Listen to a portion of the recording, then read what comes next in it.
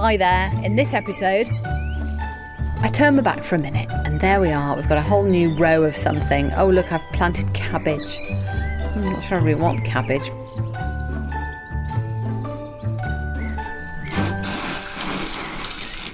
The best thing about this handy hose attachment that we planned out is that it comes right into the greenhouse. And here I am facing 3 grow bags, each with 3 plants of tomatoes in them. What else in a grow bag in the British summer? And I'm just going to give them their daily dousing of water. And I'm using the stream setting on the gun today. Oh, nice. I must admit, I didn't trust these grow bags when we first got them. So they don't seem very deep. So I wasn't sure how a plant could possibly put its roots down in a bag, basically. But they seem to have done all right. And everyone was having a go at watering them when we were away. It's really funny. This guy came round to do a bit of building work at the end of the garden. He went, "Oh, I've watered all your tomatoes in your greenhouse." I went, "Oh, thanks very much." And then the lady who'd been feeding the cat said, "I watered all your tomatoes in the greenhouse for you." And then my daughter had been popping back every now and again and going, "I've watered all your..." And she hadn't really, she just looked at them a bit and dribbled a bit of water over them. So I was quite grateful to the more mature members of the team in our absence to actually properly water the tomatoes. So they're doing really well, and they aren't reddening, ripening very quickly, but they're very strong. So this variety is Ailsa Craig, which reminds me of Wendy Craig or Isla St Clair, both very popular characters on British television in the 1970s. I don't know why, but anyway, it's just the name, isn't it? So they've been really good, which is a really good thing after last year's massive tomato fail, #fail, where every single plant grew and grew and grew, but had barely any roots, no fruit, and it wasn't just me, it was the ones I gave away. Other people mentioned that variety. I think it was Alicante variety that didn't do anything. So a bit of a disappointment. But this year, tomatoes have redeemed themselves, and we haven't got a crop yet. So unfortunately, that we can't have a salad tomato with a salad cucumber, because the cucumbers have done really well. So we're kind of mismatching our salads at the moment. I don't quite... There's probably a strategy, which I'm just not a detailed person. I don't know if you've picked up on that. I'm not a detailed person.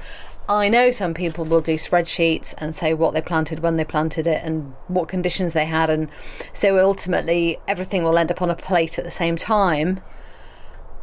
We have had all the cucumbers. We're about to have all the tomatoes. The lettuce has been had.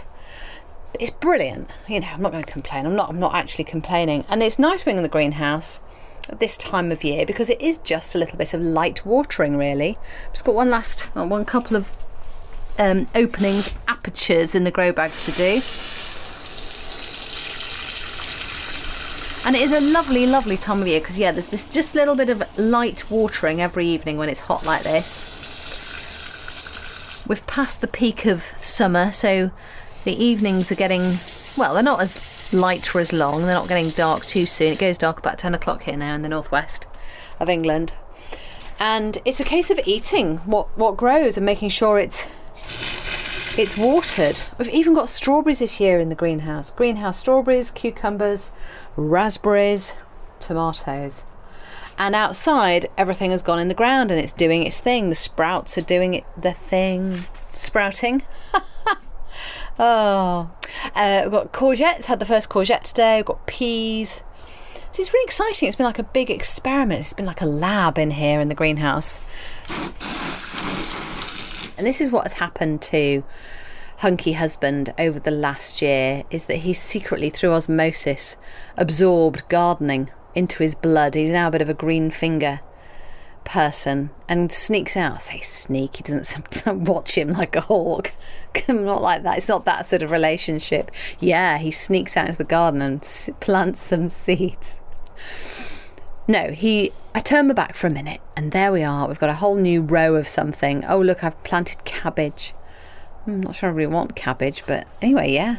And then before you know it, he's done all this stringing up and strapping tomatoes into frames and stuff, and so it's all well supported. And it's the kind of thing that I would find quite stressful on my to-do list. You know, I'm not saying I'm any busier than he is, but I'm certainly busier in the head. I tend to think about things all of the time, whereas Hunky Husband will freely admit that he has absolutely nothing on his mind most of the time. And we have a joke about me asking, you know, what's on your tiny man mind? And he goes, do you know, there's not much on it at all. It's like one of those TV screens, the tiny little television from the 1970s or 80s. It's just got white noise on it and a load of white lines, and occasionally there's a flicker of an image of something that reminds him to do something or whatever. But yeah, well, that's quite relaxed, isn't it, I think? And I'd love to be like that. But unfortunately, my brain is absolutely jam-packed full all of the time, on a constant rotation of everything I need to do. So it's been brilliant. I feel like we've really worked as a team this year, and that's why we've had so much produce, I suppose, out of the garden. But anyway, it doesn't matter whether, they always say this, don't they, on TV shows, they go, it doesn't matter if you've got a large garden or just a balcony. And you can tell, can't you, in their voices, they're kind of, oh, you've just got a balcony. Oh, so sorry for you. You can still plant strawberries in a planter in a small garden or balcony. So I have been that small garden balcony person, so yeah, they're right, you can. But it doesn't matter, does it? Because this time of year, you just bowl on out into the garden, free as a bird, staying a bit later, the light's giving you a bit more of a chance to be out, and you get your gardener's goggles on, don't you, that kind of night vision where you can still be out, and it's all, you know, to the person inside the house it's gone dark, but to you as a gardener you can see really perfectly well. It's really nice. But of course this time of year there isn't that much to do other than enjoy it.